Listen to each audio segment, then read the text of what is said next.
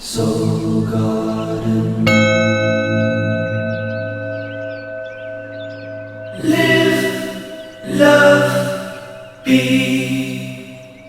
Good morning from my smartphone to yours. I'm Captain Love from the fabulous Golden Gate Park in San Francisco, California.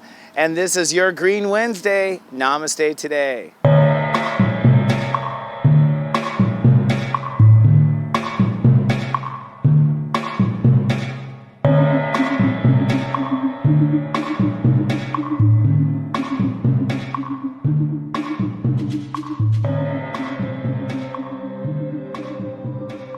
Good morning and namaste, and welcome to Namaste today. I'm your host and spiritual life coach, Christopher Witecki. My modality is psychic astrology, and my personal mission is to stand in my heart and help other people stand in theirs. This webisode is for Hump Day, Wednesday, February 10th, 2015. And today, the Great Human Walk has reached step 21, where it starts to get fun. Hello, my friends. It is a beautiful, very warm day in San Francisco here. Actually hit 80 degrees here in February in San Francisco. That's huge, actually. It tells you global warming right there. Gorgeous in Golden Gate Park here, enjoying the vibration. And actually, I used to live just up the block here when my son was first born. So this is a sentimental kind of spot for me. It feels really good. And today's really just that feeling too. We're at step 21, where I like to say it starts to get fun. And that's exactly how it will feel if you do it right. But first, let's take a look at today's vibe and see how everyone is feeling. Today's vibe is sunny and I'd argue optimistic today. That optimistic feeling comes down to a number of things going on overall with our state's awareness. First of all, my heart. My heart is ready for something new today. Your heart will feel ready for something new, and I think that's the essence of it. Now, that might play into boredom, or you're just so tired of what you have and you're ready for something new. That's the same vibration. You're just on the south side of that same opportunity. So try to take it optimistic, be hopeful, because the universe is trying to get us into something new and something fun. Now, because we're in Aquarius, it's probably something new in an entirely new way. Usually Aquarius is our most alien side.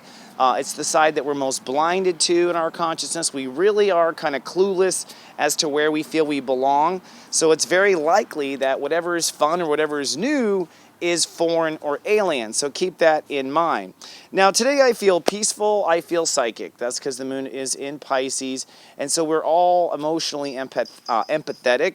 That also kind of makes things maybe a bit more pathetic if they're not going well, okay? So I notice when empathy is very strong in me and life is boring, I'm just like, the empathy turns into just outrageous kill me now energy, you know what I mean? So again, I think you got to spin the energy to feel better. But what I'm open to today is innovation.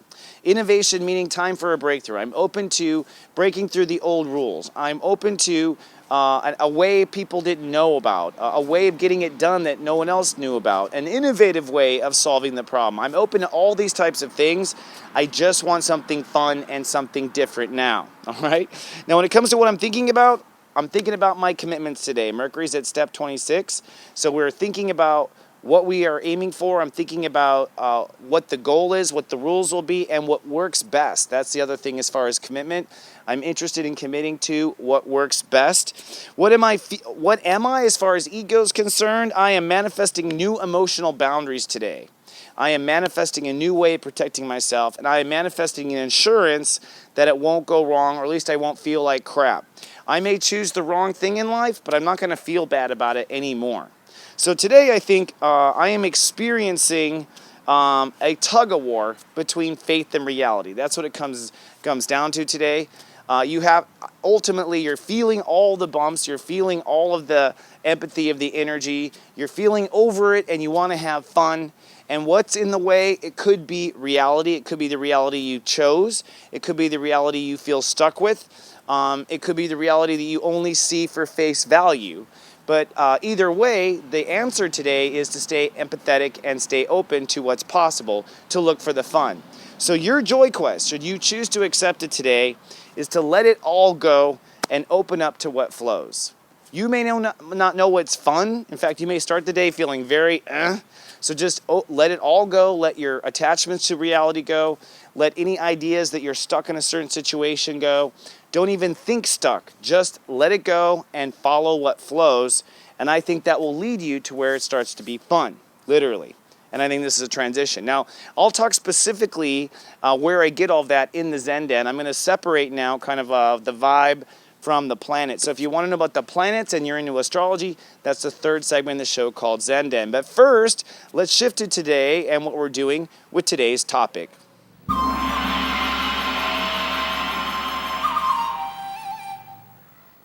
Today's topic is harmony. Singing in tune is actually your survival. And this is the idea if we're going into the higher frequencies of Aquarius. Now, Aquarius is the state of awareness in human consciousness that deals with our humanitarianism, how we come together as a humanity, as a species, as a collective. And right now we do that very geopolitically. We do that in the world based on income. We do that based on opportunity, all sorts of different things. Certainly not the way God consciousness would organize the world. God consciousness would organize the world in what we call belonging. So you belong wherever your heart is like another person. That is the law of attraction through the heart. And I think people may start off in one geographical city and end up in another geographical city because they felt their hearts belong somewhere else. They didn't define themselves in these capitalistic or geopolitical ways. But when you want to think about, okay, how are we going to all get along on this damn planet? Like, what is the solution? I think we have to keep it simple, and I think the simple solution is harmony. Harmony. Think of like music. Music is a beautiful example of how Aquarius works and how harmony works. Sometimes music goes together, sometimes music doesn't go together. I think we all understand music in the sense that we all know we love music, each person loves music, and each person knows that everyone loves different music, and people are okay with that. People are also okay if their music goes along with someone else's or doesn't. You don't have to tell a person your music don't belong here. They know it doesn't belong here, their music. And it's funny because music is a multitude of frequencies. Music is, this symbiotic vibration that harmonizes a lot, often harmonizes. In fact, harmony is a musical term. So let me ask you today's 5 o'clock question to kind of get your juices flowing on this harmony idea. Here's the first one. Have you ever experienced or felt total harmony? Have you ever experienced or felt total harmony? And let your mind run with that. And the follow-up question is, did you have to change your tune to participate in the total harmony? Did you have to change your tune to participate? Now, when I answer these questions, I can think of a couple examples of total harmony.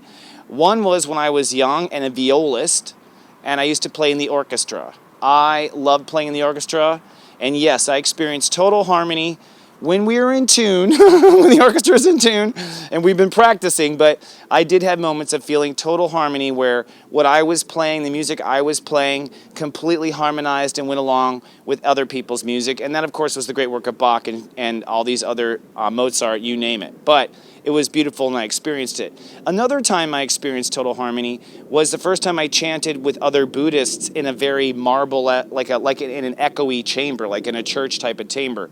Oh my God, hearing all those voices harmonize almost made me cry. I mean, it was overwhelming, the harmony there, and feeling my voice go into that.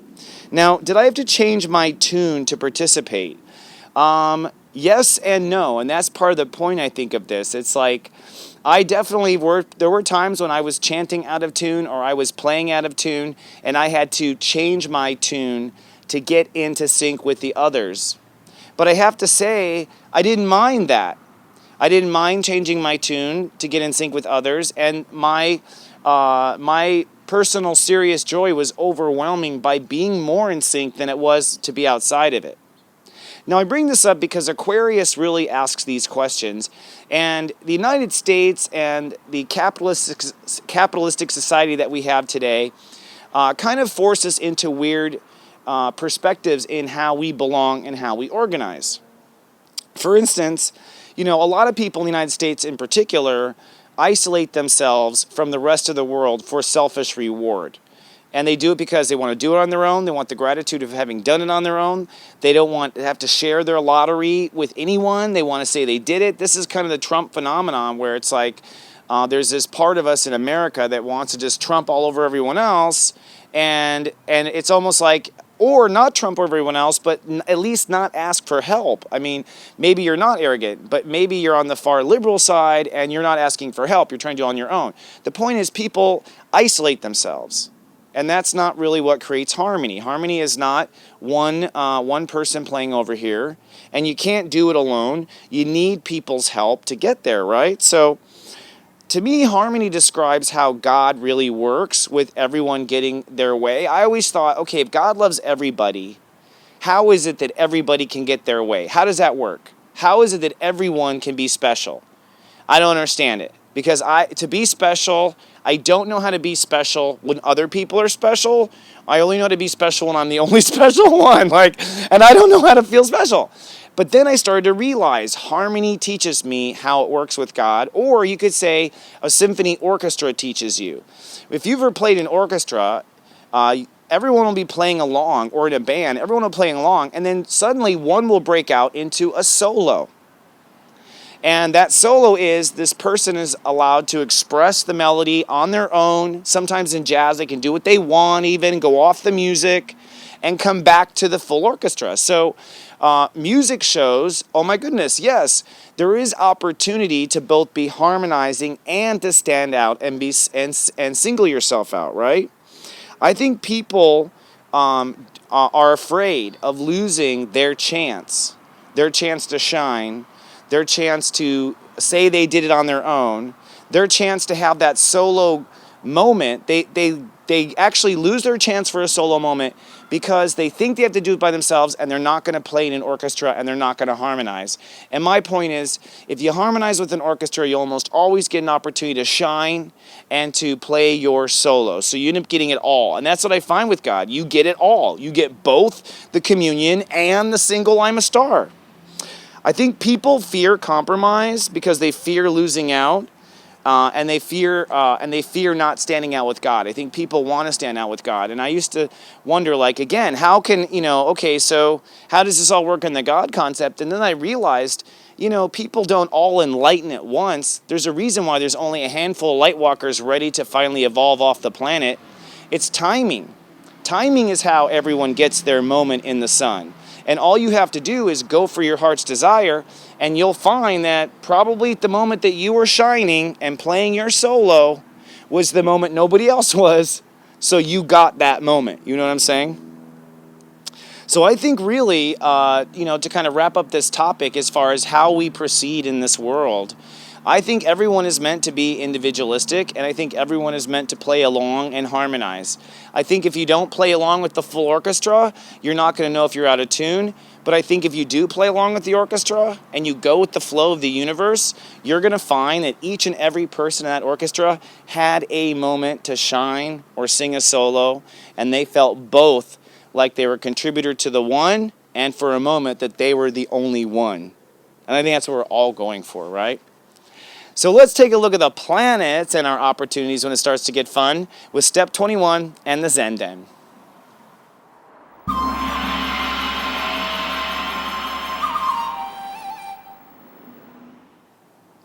And welcome to the Zen Den. Now before we check out the planets, I first want to take 3 breaths, and I have an affirmation for you when we come back.